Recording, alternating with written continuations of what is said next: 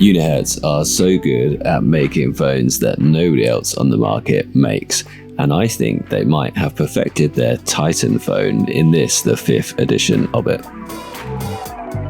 So I wanted to grab some shots of this. This is the Titan 2, which has, a just much bigger keypad than anything that I've seen really on a smartphone. Well, that's weird. So the spacebar is actually in between. Yeah, the last row. That is very odd. And look, again, they've done the wrong thing because you have to hold symbol and press. Oh no. So how do I get the, it's probably shift function on that? Alt it'll be then. No, I mean that's just totally unnatural. You want to type in full stop, so you have to put Alt and across there. I guess you might get used to that. It's quite nice having nice Android buttons. The buttons are nice and they are nice and big, but I still think, gosh, they missed the trick there. You need a dedicated full stop button, don't you? So playing with this, the keys do feel really very good because they're that bit bigger than other QWERTY keyboards on phones that I've used. But I'm just not convinced that I'm going to want to use this. So like other UniHertz phones, I was just left thinking, yeah, nice idea. I can see some people, like a very narrow niche part of the smartphone market that this would appeal to, but maybe they've cracked it for the mass market with this new phone from them. So UniHertz do make very unique smartphones. This one is the Titan 2 with an absolutely massive keypad.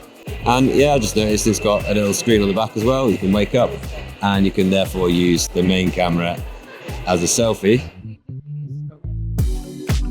Pretty cool. I had one actually, I bought the Jelly 2E, which is like astounding that they can actually make a smartphone that is this small, right? And it is a fully featured, it's got even Wi-Fi hotspot, fingerprint sensor, but you know, the thing was I was just trying to do normal smartphone things on it and it's a no-go because it's just too small. For this little guy, the Jelly, yeah, it's a bit wide though. That's the only thing about that one.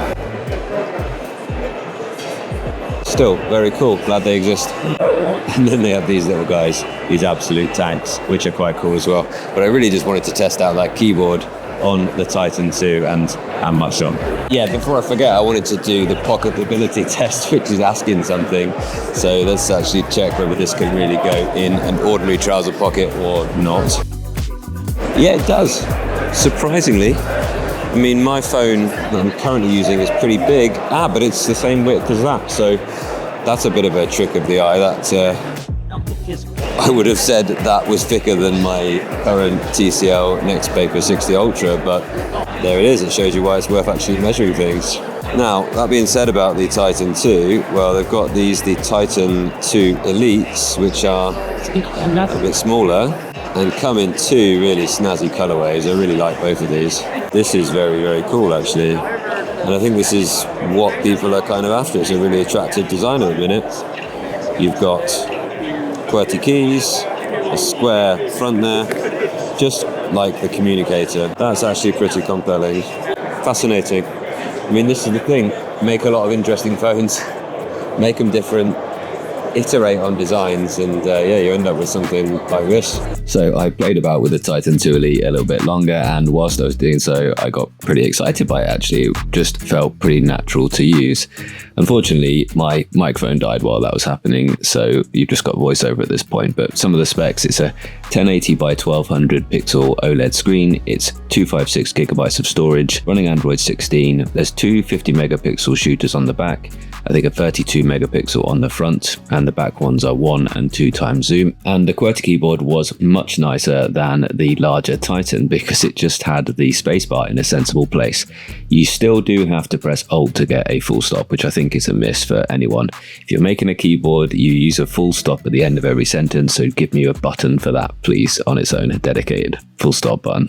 You can put comma or something, or the right arrow like it is on any other keyboard, just above it. They didn't have full specs or prices. It's going to be a Kickstarter too. I imagine the price will be pretty sensible because they always are with UniHertz phones. But it's going to have two variants, the MediaTek 7300 and 7400, which are decent but lower price chips that I've been using on other phones as well. The Android buttons are down there at the bottom left, so they don't need to take up any of that quite precious screen real estate there. And overall, it's just a really good, useful for being in your pocket and doing what phones are for communicating with people. Very cool. I thought it was really very good, and I can't wait to see it actually in a retail form.